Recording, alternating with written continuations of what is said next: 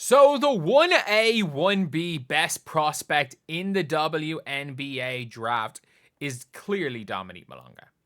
It is obviously Dominique Malonga. Whether or not Olivia Miles was there, it should have been, and it would have been Dominique Malonga. Any team that were crazy enough to pass up on Dominique Malonga for anyone not named Paige Beckers, their GM should be fired on the spot. And I think there should be legitimate conversations about, is Dominique Malonga the number 1 overall pick? However, I don't think Dallas is the right place for Dominique Malonga to go to.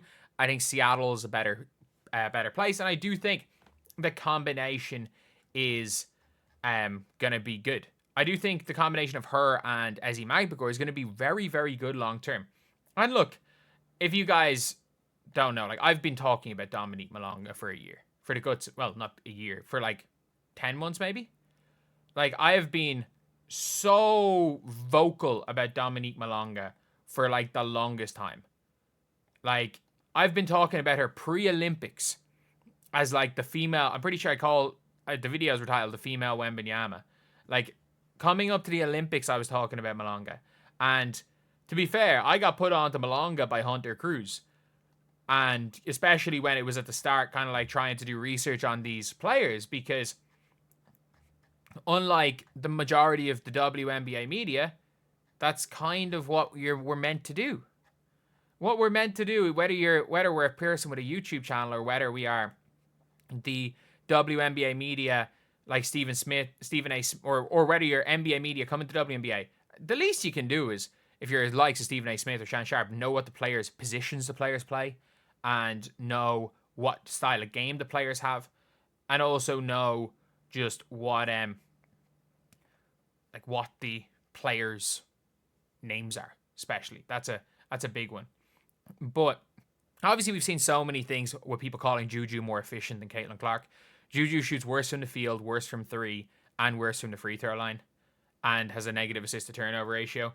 It was always the funny argument, because I think there is, like, if you're going to make the Juju over Caitlin argument, you always make the argument of, sorry, I just dragged the wrong thing. You always have to make the defense argument. That's the only argument you can make. But, like, we're finally seeing somebody that's not just in a YouTube space. And by the way, like, when it comes to quote-unquote WNBA media, The Ringer did an article on Dominique Malonga. The Ringer did. We've seen plenty of videos from Hunter Cruz. We've seen videos from myself, and I consider myself to be a guy who talks into a microphone. I don't consider myself to be the media. Even you can make that argument, but I don't consider myself to be that. And like, heck, outside of Hunter Cruz, I was probably the person who was covering, for 8 months I've been covering Dominique Malonga, talking about Malonga so many times. And it's good to see. It is good to see. And this is one of my favorite things, looking at one of the quote tweets. But it's good to see Rachel Demita there with an interview with Dominique Malonga. And what I'm expecting to see here is, or expecting to hear in this interview, is Dominique Malonga saying she's coming over next year. Because I have a very good suspicion that the account created years ago with the same name as Dominique Malonga's father, and that comments on half the Dominique Malonga video saying she is coming over in 2025, there would be no other reason to do that, and is actually her dad, and that her goal is the WNBA. Heck, we saw her, literally, she had during the international break, or was it international break? But there was a break where she came over to the United States to work out with WNBA teams. So clearly it's a priority. Because these international players, the priority wasn't the WNBA, wouldn't do that. They just stay in France. They would stay in France. And again, when it comes to Malonga, obviously the female Wemby, you've never seen a women's basketball player with a physical gift. She can shoot the three. She's a few years younger. She's 4 years younger. She's 4 years and like 2 months younger than Paige Beckers. Like, she's almost too young to be in this draft. Like, it is, her ceiling so high. People act like it's not common knowledge. She's potentially the highest ceiling in the 2025 WNBA draft. And that's the thing where it's like, why is it that Rachel Demita, who, again, Rachel Demita played D1. We can be honest here. She played D1, but is obviously best known for the work she did with 2K. Then I think she got to overtime or something. But she's obviously has been a media presence as much as anything in the social media space. But looking through this, Rachel, the only person in the US covering the number 2 draft pick. Yeah, she is. Hunter Cruz. Let's give Hunter Cruz credit. Let's give Hunter Cruz credit for that one. But, and this is one of my favorite things here. Oh, shout out Andre Roberson posting about that. Shout out Andre Roberson. But it's so funny. So do we think she goes number 2? Not sure she gets much playing time for Seattle. Nobody gets much playing time. If you take Sonia, like the only person who gets playing time for Seattle is Sonia Citron. If any GM who takes Sonia Citron over Dominique Malonga needs to be fired on the spot. Like, she's 4 years younger than Paige. It's like, oh, she's not going to get playing time straight away. She's 19. It's the dumbest argument. It's the dumbest logic I've ever heard from WNBA. But it's there. Talking heads complain about coverage for everyone, and Rachel Demita's over here showing that. And this is my favorite thing. Is like, people are there, the worst reporter in women's basketball. And again, look, I get it. This is just a random LA Sparks, Tennessee page. But it's always the funniest thing because you just know that there's always, like, that is like their argument is like, anyone who's not anti-Caitlin Clark to a lot of the old fans is a problem. And that's one of the biggest problems with it is that there are people that aren't watching basketball, not talking basketball, that are obviously in the media. Like, that is a big problem, is that most of the media don't talk basketball. Like, when Olivia Miles transferred, there were people in the WNBA media tweeting, asking people, does anyone know anything more about this? Where it's like, that's your job. That is your job. And honestly, when it comes to the actual media, instead of doing what some of them would be doing, asking what's the story, or making up that Dominique Malonga isn't coming over next year, you see what Rachel Demita does? She's in Europe anyway. She goes to France to have and sets up an interview with Dominique Malonga. And that is the thing where it's like, so many people want to look for the negatives in everything. And it's always so funny because it seems to be, like, the WNBA media seems to be this tribal thing. It's not about basketball. Like, if Rebecca Lobo says a positive thing about Caitlin Clark, it means she was the person who voted 4th place for Aja, and it means she's every name under the sun. Rachel Demita is positive about everybody. Rachel Demita's positive about every single player in the WNBA because she's positive about the sport of basketball.